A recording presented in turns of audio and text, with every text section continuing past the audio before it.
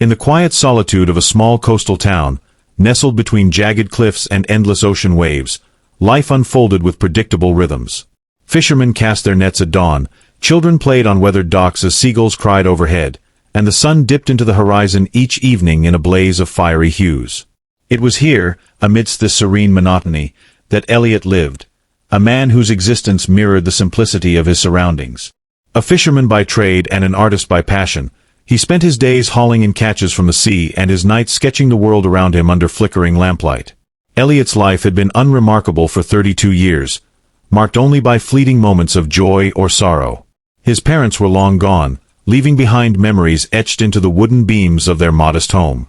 Friends came and went like tides, but none stayed close enough to leave lasting impressions. He preferred it this way, finding comfort in solitude rather than seeking companionship. The townsfolk often remarked how he seemed content with his own company, though some whispered about loneliness cloaked beneath his calm demeanor. One crisp autumn night, when the air carried the faint scent of salt water mingled with decaying leaves, everything changed. Elliot sat alone on the edge of the dock, staring out at the dark expanse of water before him. The moon hung low, casting silvery ripples across the surface, while stars glittered faintly above.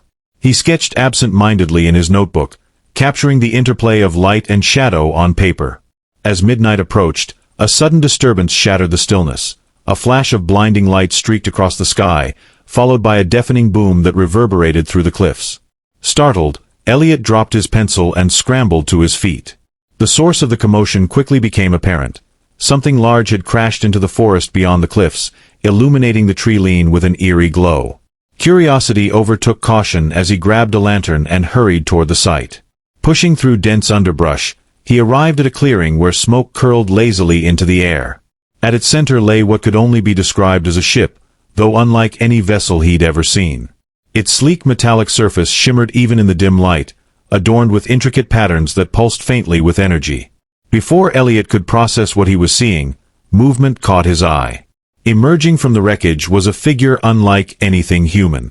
She stood tall yet graceful, her form encased in flowing robes that shimmered like liquid starlight. Her skin glowed softly, tinged with hues of lavender and gold, and her eyes, wide and luminous, seemed to hold galaxies within them. Around her neck hung a pendant shaped like a crescent moon, radiating a faint hum that resonated in the very marrow of Elliot's bones. For a moment, neither spoke. The alien regarded him with an expression that was both curious and calculating, tilting her head slightly as if studying a rare specimen. Elliot, frozen in awe, felt his heart hammer against his chest. Finally, she took a step forward, her voice breaking the silence. Not in words he understood, but in melodic tones that seemed to bypass language entirely, resonating directly in his mind. "You are taking me as your wife, human?" The question hung there, absurd yet somehow inevitable, shattering the fragile barrier between worlds. Elliot blinked, certain he must have misinterpreted. Yet the intensity in her gaze left no room for doubt. This was no ordinary encounter. It was the beginning of something extraordinary. Stunned by the audacity of her words, Elliot stumbled backward, nearly tripping over a gnarled tree root. "Wife," he stammered, his voice barely audible over the rustling leaves. I don't even know who, or what, you are." The alien tilted her head again, her glowing eyes narrowing slightly as though processing his reaction. For a moment, she said nothing, simply observing him with an unnerving stillness that made Elliot feel like an insect pinned beneath glass. Then, without warning, she extended one slender hand toward him, palm upturned. A soft pulse of light emanated from her fingertips, and suddenly images flooded Elliot's mind. Vivid flashes of strange landscapes bathed in colors he couldn't name, towering crystalline cities humming with energy, and beings unlike anything he'd ever imagined moving in harmonious synchrony. It was overwhelming, disorienting, but strangely beautiful. When the vision subsided, Elliot found himself gasping for breath, clutching at his chest as though trying to steady his racing heart. "You are confused," she said, her tone now gentler, almost melodic. "This is understandable. My arrival disrupts your understanding of reality. But let me clarify. I am Princess Velethra of the Luminal Concordance, emissary of my people. Your species calls us aliens, though we prefer stellar kin. We have observed your kind for many cycles. And you?" She paused, pointing directly at him with a delicate finger. You possess qualities that intrigue us. Elliot shook his head, struggling to make sense of her words. Qualities? What qualities? I'm just a fisherman. I draw pictures in my spare time. I'm not exactly someone worth noticing. His voice cracked under the weight of disbelief. How could this otherworldly being possibly find anything remarkable about him? Velithra stepped closer, her movements fluid and deliberate. She reached out again, this time placing her hand lightly on his shoulder. The touch sent a jolt through him, not painful, but electric, as if every nerve ending had awakened all at once. You underestimate yourself, Elliot, she murmured, pronouncing his name with an unfamiliar cadence that made it sound almost sacred. Your art speaks of depth, of longing, of connection to forces beyond comprehension. You see beauty in chaos, meaning in emptiness. These traits resonate deeply with our culture. Her explanation did little to ease his confusion. But why would that mean? Why would you think? He faltered, unable to finish the thought. The absurdity of the situation hit him anew, and he laughed nervously, running a hand through his hair. Look, I appreciate the compliment, but marriage? Well, it's insane. To his surprise, Velithra smiled, a radiant expression that lit up her entire face and seemed to brighten the clearing around them. Insanity is relative, she replied cryptically. Among my people, unions are forged not merely by affection but by purpose. By aligning ourselves with those who challenge our perceptions, who expand our horizons. You may not realize it yet, but you hold potential far greater than you imagine. Elliot opened his mouth to protest further, but no words came. Instead, he found himself captivated by the sincerity in her gaze. There was no malice, no manipulation, only earnest curiosity and something else he couldn't quite place. Was it admiration? Respect? Whatever it was, it unsettled him more than fear ever could. As dawn broke over the horizon, painting the sky in shades of pink and gold, Elliot realized he hadn't slept. He sat cross-legged on the damp forest floor, watching Velithra move gracefully among the remnants of her crashed vessel.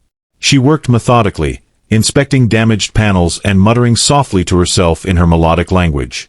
Occasionally, she would glance back at him, offering a reassuring smile before returning to her task. Despite the surreal nature of the situation, Elliot felt oddly grounded in her presence, as though her calm certainty anchored him to reality. Your technology, he ventured cautiously, breaking the silence. It's incredible. Can you fix it? Velithra straightened, brushing strands of silvery hair from her face. Repair is possible, she said, her tone measured. But it will require time, and resources unavailable here. Your planet lacks the materials needed to restore my craft fully. Elliot frowned. So you're stuck here? For now, she admitted, though her expression remained serene. But such delays are inconsequential compared to the opportunities they present. Tell me, Elliot, do you believe in fate? He hesitated, unsure how to respond. Fate wasn't something he'd given much thought to. Life had always seemed too random, too chaotic for such notions. Yet standing there, surrounded by the wreckage of an alien spacecraft and facing a being who claimed destiny had brought them together, he couldn't help but wonder. Maybe, he said finally. Or maybe it's just coincidence. Velithra chuckled, the sound musical and warm. Coincidence is merely fate wearing a disguise. She gestured for him to follow her deeper into the woods. Reluctantly, he obeyed, trailing after her as she wove effortlessly through the trees. They emerged onto a rocky bluff overlooking the ocean, where the rising sun cast shimmering reflections across the water. Here, she stopped and turned to face him, her eyes gleaming with intensity. This union I propose, she began, her voice steady yet imbued with emotion, is not born of whim or desperation. Among my people, bonds are sacred. They transcend individual desires and serve a greater purpose.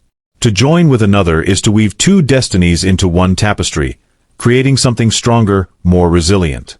Your world stands on the brink of transformation, Elliot. Humanity teeters between enlightenment and destruction, unaware of the forces gathering beyond your skies. If we unite, you and I can guide your kind toward harmony.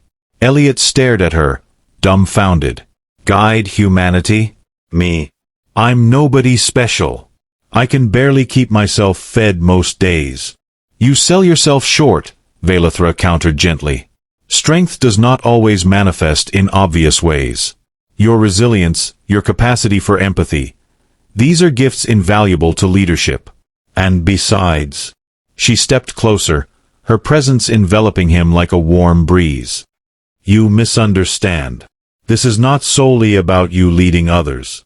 It is about growth, for both of us. Together, we can bridge the gap between our worlds, forging understanding where none existed before. Is that not worth considering? Her words lingered in the air, heavy with implication. Elliot looked away, his gaze drifting to the horizon where the sea met the sky.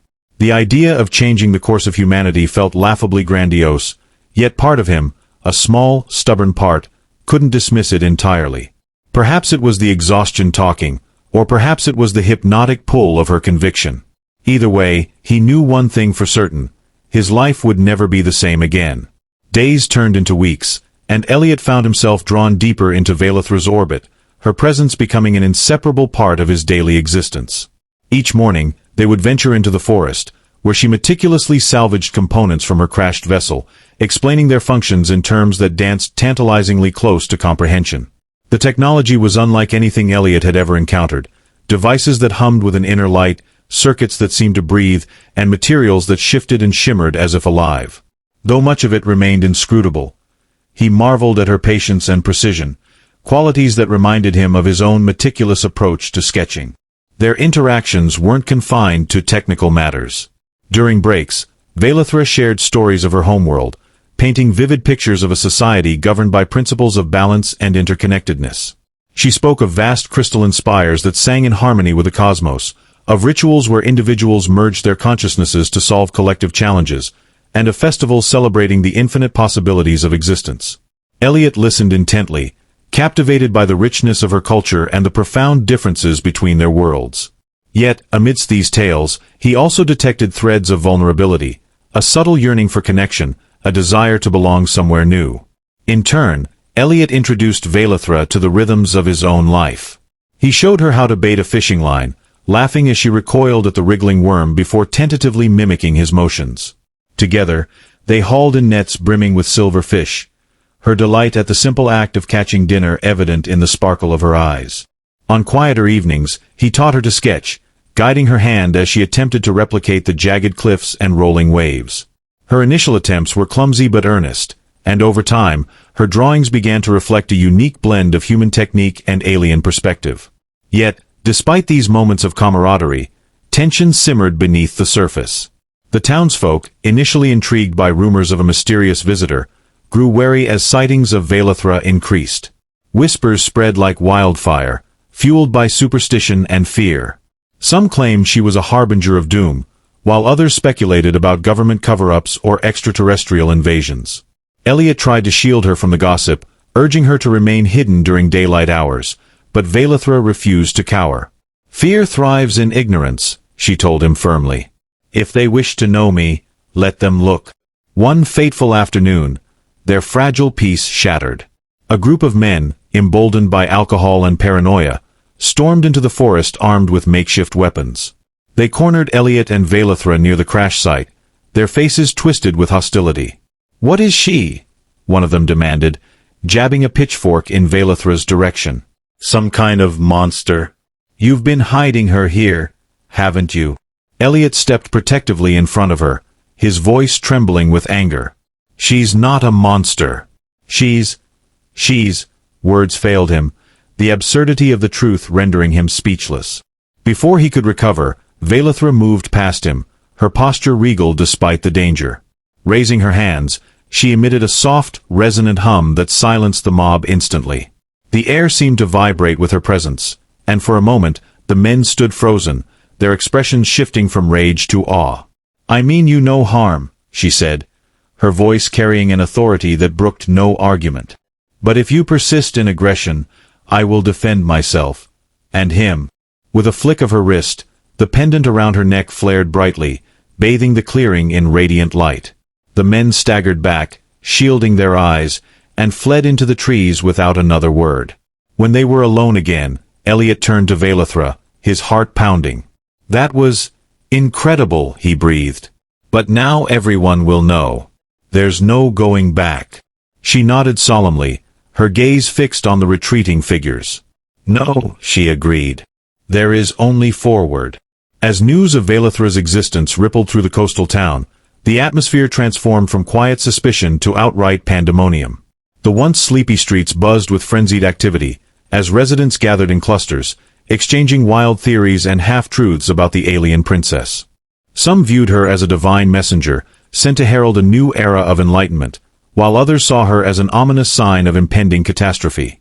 Amidst this cacophony of opinions, Elliot found himself thrust into the reluctant role of mediator, fielding questions and defending Vailithra's intentions to anyone who would listen. The strain of maintaining this precarious balance weighed heavily on him.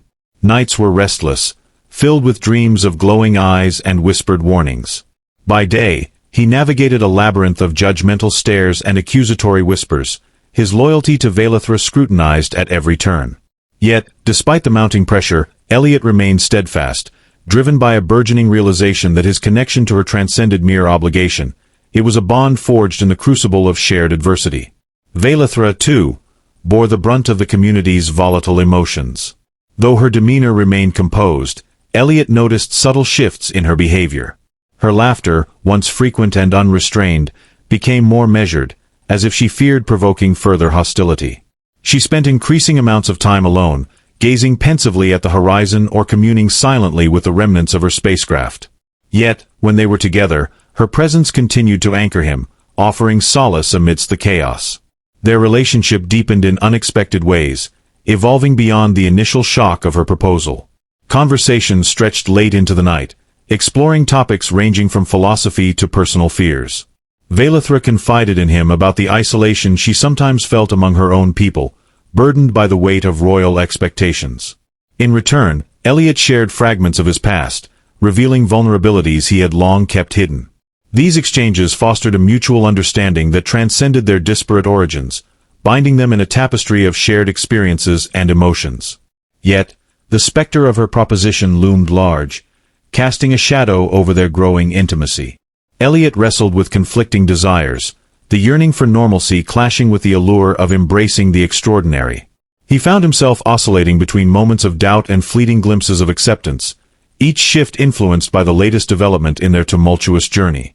Would he find the courage to step beyond the confines of his known world, or would fear dictate his path? The answer remained elusive, suspended in the liminal space between possibility and hesitation. Amidst the swirling chaos of their lives, Elliot and Vailithra sought refuge in the quiet sanctuary of the forest, where the ancient trees stood as silent witnesses to their unfolding story. One evening, as twilight painted the sky in strokes of indigo and gold, they sat together on a moss-covered log, the air thick with the earthy scent of pine and the distant murmur of waves crashing against the cliffs. Vailithra held a small device in her hands, its surface pulsating with a gentle luminescence that mirrored the fading sunlight.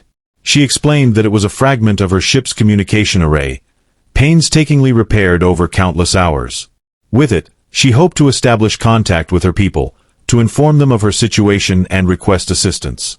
Elliot watched her intently, his heart aching with a mixture of hope and dread. "Do you think they'll come for you?" he asked, his voice barely above a whisper. "They will," she replied, her tone resolute yet tinged with melancholy. "But whether they arrive in time remains uncertain. Time flows differently for us, Elliot.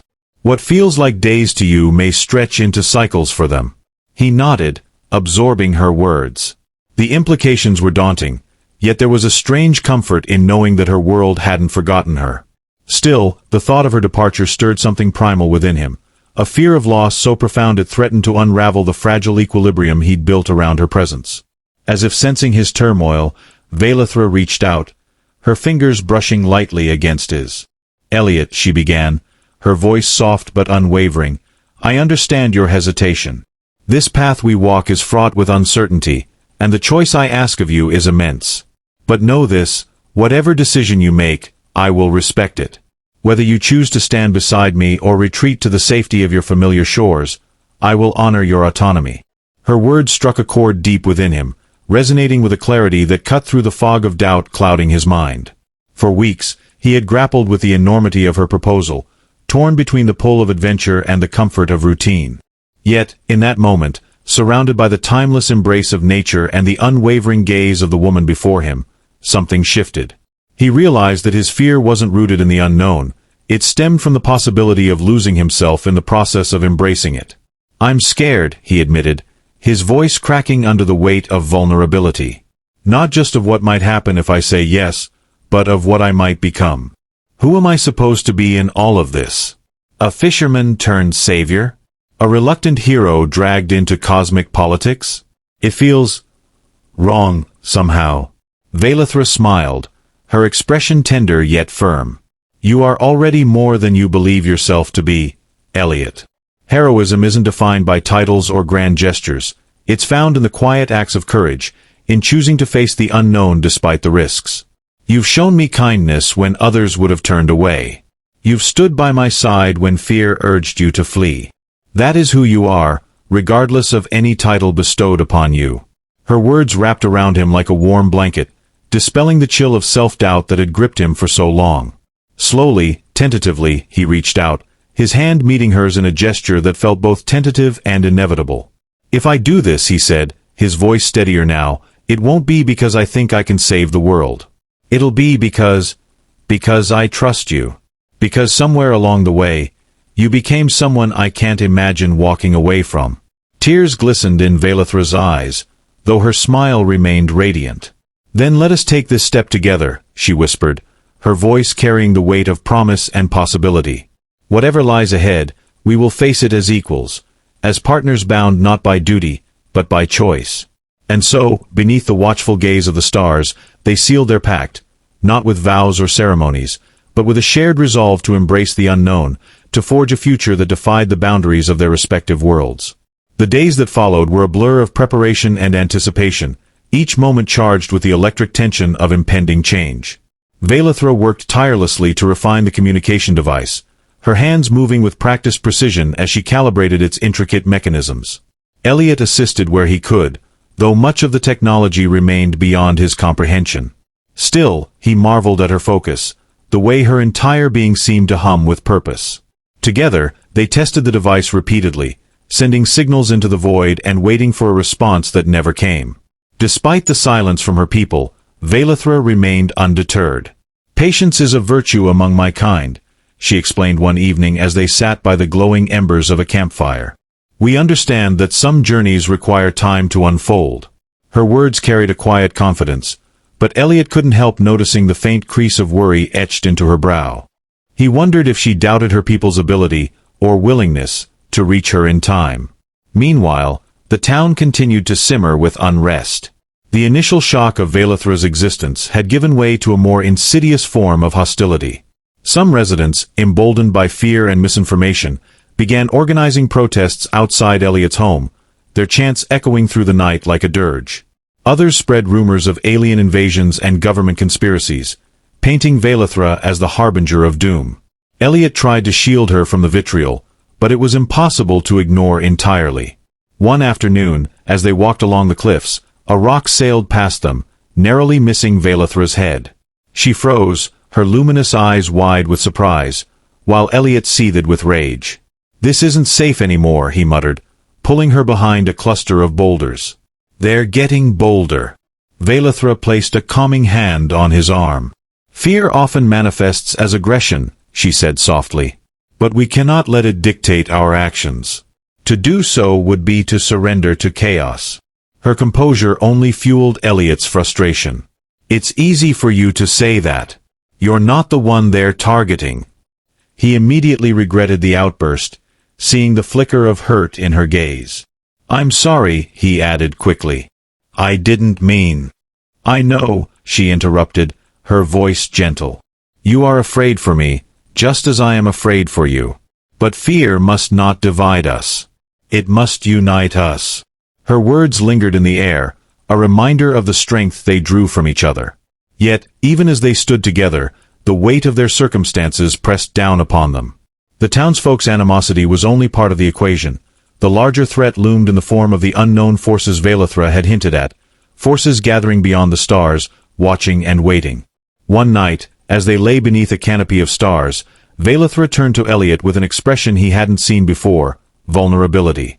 "There is something I have not told you," she confessed, her voice barely audible over the rustling leaves. "The reason my ship crashed here was not accidental. We were pursued." Elliot's blood ran cold. "Pursued? By who?" "By those who oppose the union I propose," she replied, her gaze fixed on the horizon. "There are factions among my people who believe humanity is unworthy of alliance, who see your kind as a threat to our way of life. They seek to prevent any connection between our worlds, even if it means destroying those who dare to defy them." Elliot felt a chill crawl up his spine. "And now they're coming for you." She nodded solemnly. "It is likely. Which is why we must act quickly. If my people arrive first, they may be able to protect us. But if the others find us," she trailed off, leaving the sentence unfinished. For a long moment, neither spoke. The enormity of what they faced settled over them like a suffocating blanket. Elliot's mind raced, grappling with the implications of her revelation. They weren't just fighting for their own survival, they were fighting for the future of two worlds. The thought was staggering, almost too much to bear. "What do we do?" he finally asked, his voice trembling. "We prepare," Vailithra said firmly. "We fortify this place, make it difficult for them to locate us. And we continue trying to contact my allies. Time is no longer a luxury we can afford."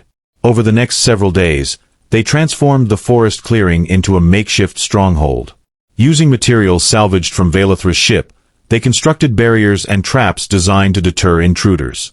Vailithra taught Elliot how to operate certain defensive mechanisms, their functions guided by principles of energy manipulation that defied human understanding. Though clumsy at first, he gradually grew more adept, his determination driving him to master the unfamiliar technology. As they worked side by side, their bond deepened further. There were moments of levity amidst the tension, jokes shared during breaks, playful banter as they tested new inventions, but underlying it all was a profound sense of unity. They had become partners in every sense of the word, their fates intertwined in ways neither could have anticipated. Yet, the specter of danger hovered ever closer.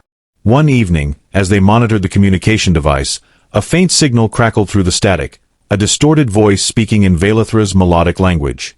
Her eyes lit up with hope, and she responded immediately, her words flowing rapidly. For several minutes, the exchange continued, until suddenly the line went dead. "They're coming," she announced, her expression a mixture of relief and apprehension. "But they are still far away. Days, perhaps weeks." Elliot exhaled sharply, torn between gratitude and dread. "That gives us time to get ready." "Yes," she agreed.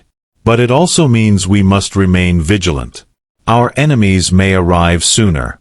The following days passed in a haze of activity and anxiety. They fortified their defenses, rehearsed emergency plans, and scoured the surrounding area for signs of intrusion. Sleep became a luxury neither could afford, their nights spent scanning the skies for any sign of approaching ships. Despite the exhaustion, there was a strange clarity to their purpose, a shared resolve that transcended fear.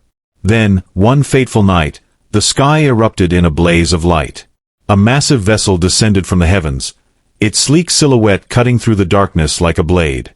Vailithra's breath caught in her throat as she recognized the insignia emblazoned on its hull. "It's them," she whispered, her voice a mixture of awe and terror.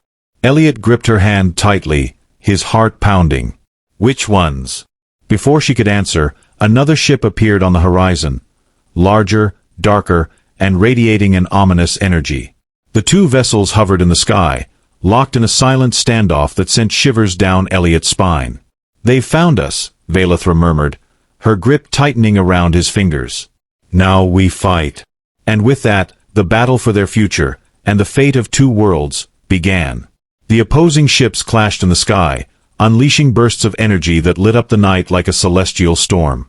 Vailithra activated the defenses they had built, her movements swift and precise as she shielded them from incoming attacks. Elliot stood by her side, operating the alien technology with newfound confidence, their unity amplifying their strength. As the battle raged, reinforcements arrived, Vailithra's allies descending in a cascade of light, tipping the scales in their favor. The enemy forces retreated, their dark ship vanishing into the void. Exhausted but victorious, Valeth returned to Elliot, her eyes shimmering with gratitude and love. "You were right," she said softly. "We faced the unknown together, and we prevailed." Elliot smiled, his heart swelling with pride and relief. "Looks like you've got your partner after all." Hand in hand, they watched the stars, knowing their journey was just beginning.